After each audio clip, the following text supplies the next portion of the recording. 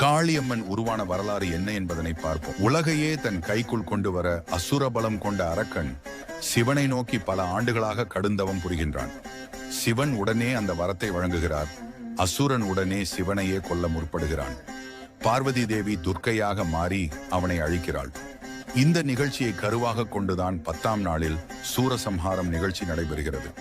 சூரசம்ஹாரம் செய்யும் போது கீழே விழும் அசுரனின் தலையை துர்க்கை அம்மன் சிம்ம வாகனத்துடன் தன் கையில் ஏந்துகிறாள். அசுரனின் ரத்தம் பூமியில் பட்டவுடன் இரத்தத்தின் வழியாக மீண்டும் அசுரனாக உருவெடுக்க கூடாது என்று எண்ணிய துர்க்கை அம்மன் சண்டி அம்மனை அசுரனின் ரத்தத்தை உறிஞ்சுமாறு கட்டளையிட்டாள். அவ்வாறே உறிஞ்சிய துளிகள் கீழே விழும்போது காளி அம்மனாக உருவெடுத்தன. இங்கு 8 வகை காளி அம்மன்கள் குடியிருப்பது சிறப்பு அம்சமாகும். கருங்காளி, பத்ரகாளி, சந்தியம்மன், அங்காளம்மன், தட்டத்தி அம்மன், பரமேஸ்வரி, வீரகாளி, அறம் வளர்த்த நாயகி அம்மன்